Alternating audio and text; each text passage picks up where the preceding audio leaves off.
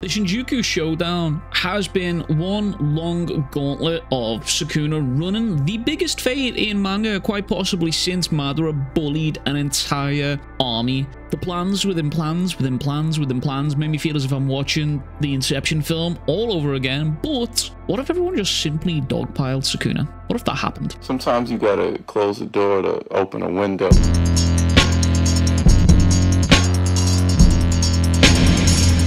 Okay, here's the deal. We will assume that after Gojo died, Kashimo went out to fight Sukuna and forced him into his Heian era form. But as that happened, as in the standard timeline, there is one major difference here. The key difference here is that after Kashimo is waffled, everyone, and I do mean everyone, jumps into the battlefield to fight Sukuna, rather than taking time with their plans and sending out people in squads or one after another like a wave-based fight. Instead, they all gamble on throwing everything at Sukuna after his domain was taken away after his fight with Gojo Satoru. So with that being said, would Sukuna win? Or would he lose? Let's find out. I think with everyone on the battlefield here, I think it is essentially an all-out war against Sukuna, and I believe that the chances of victory increase ever so slightly being the very, very major word. And the only reason I believe this is due to a few key players here. Yuta, Maki, Higuruma, and Todo. The goal here still remains the same. Get Yuji to land as many punches as possible on Sukuna to reduce his CE to as low as possible alongside his overall control of Megumi's body. Let's say everyone arrives to the battlefield and the order of the fights basically remains the same as the normal timeline, but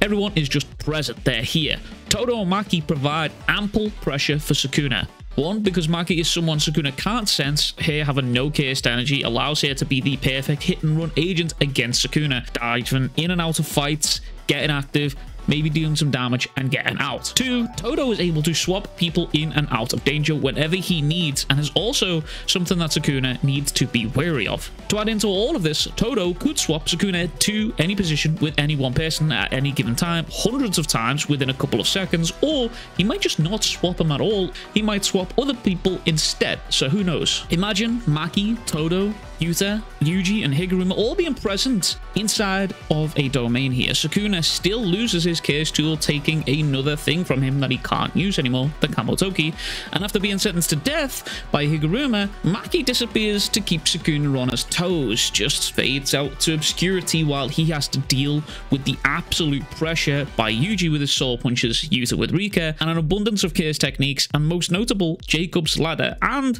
also Higuruma, who now has the Executioner's Blade, which will kill Sukuna upon one singular stab, or just a touch apparently. And the goal here is that all of these players is to be constantly rotated around Sukuna by Todo and his Boogie Woogie, keeping Sukuna guessing about who attacks from where and when they'll attack. And it is imperative to the goal of this attack. Todo is the key main player to making this attack work. Now let's say for a brief moment that Sukuna starts to gain the upper hand against everyone in typical Sukuna fashion. Yuta, after the activation of Higuruma's domain, could also activate his own domain and allow access to Todo, Yuji, Higuruma, and Rika, meaning within this domain, he's now being faced down by Yuta's sure hit of Jacob's Ladder, meaning Sukuna now has lost two of his arms to use Hollow Wicker Basket to survive the Jacob's Ladder attack.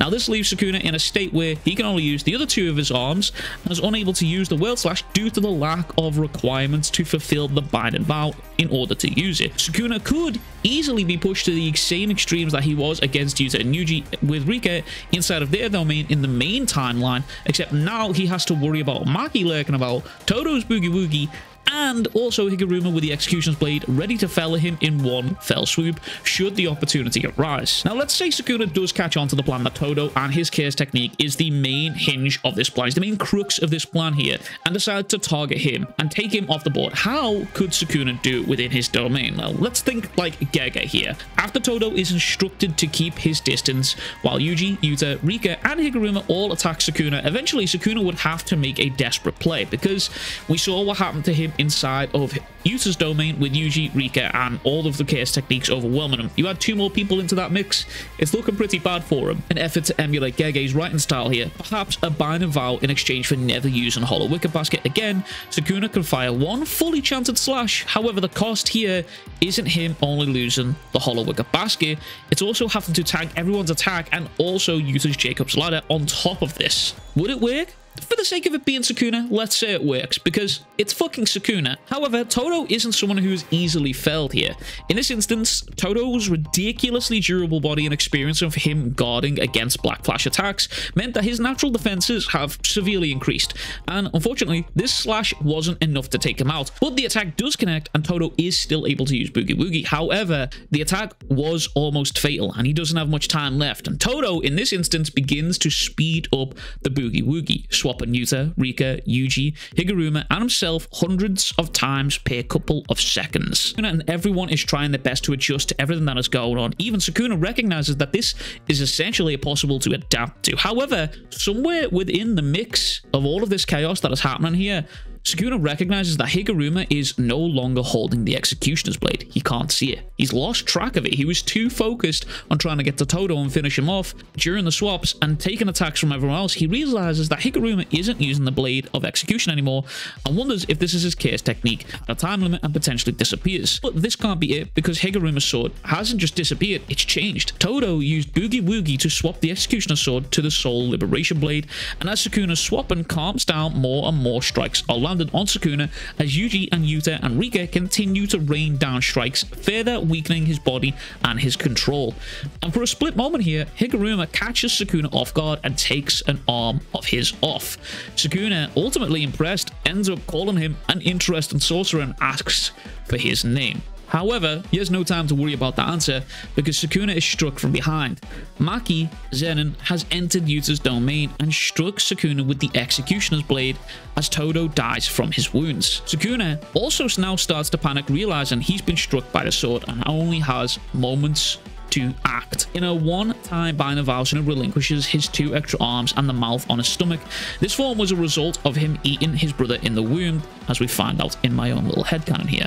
Sukuna chose to sacrifice the soul residing within him and thus lost control over the arms and the mouth in a desperate attempt to survive the stabbing. From here on, Yuta breaks the domain, allowing Mei, Wee, Kirara, Miguel, Choso, Kusakabe, and Angel to start delivering the final blows onto Sukuna. Mei's crows acting as artillery, and Wee using his teleportation as a sort of makeshift Boogie Woogie. Sukuna is now being hit by Angel's Jacob's Ladder after just tanking the Jacob's Ladder from within Yuta's domain. All while this is happening, he tries to get away as a tape recorder flies in out of nowhere into the mix. It's Inumaki's voice. The final words from him screaming, "Don't move," that stops Sukuna in his tracks. A one-time bind and vow from Inumaki in exchange for his life to stop Sukuna from moving for 1 whole minute. He is hit by the Jacob's Ladder attack as Yuji stands inside the technique with him, continuously hitting him with a barrage of black flash blows and landing the final blows on him. As the technique ends, Sukuna finally starts to feel as if he can create space, as if he can get away from everyone here, but Yuji Itadori has other plans. Awakening from his black flash and speared on by the loss of Todo, Yuji activates his domain expansion, a domain similar to Sukuna's. However, the slashes do not affect the skin, the muscle, or the flesh of the person who is being targeted. Instead, they target the soul. Taking a leaf from Yuta's book here, who was capable of targeting only one person within his domain through raw skill, Yuji manages to pull off the exact same feat and targets only Sukuna's soul, meaning Megumi's was free, tearing and slicing to bits the soul of Sukuna Ryomen in order to remove him completely from Megumi's body. Anyways, that is everything from me. I really hope you enjoy these kind of what-if storylines. They're a lot of fun to write up and have a go at, and try and take everything that we know from the lore, maybe a few other sprinkles of bits of maybe a little bit of crackpot theory diced in there to make it a little bit more spicy, a little bit more entertaining. But I really enjoy these storylines. It's a lot of fun, so let me know what you thought of it all in the comments down below. Let me hear your plans for how the gang could potentially have defeated Sukuna alternatively from what we have seen so far. But yeah, that's everything from me. As always, go buy yourself some merch. We got a weed merch store right now. It's pretty cool. Go follow my socials, my Insta, my Twitch, all of that good shit. And I'll catch you guys all in the next one. Much fucking love. Big fucking kisses. Peace.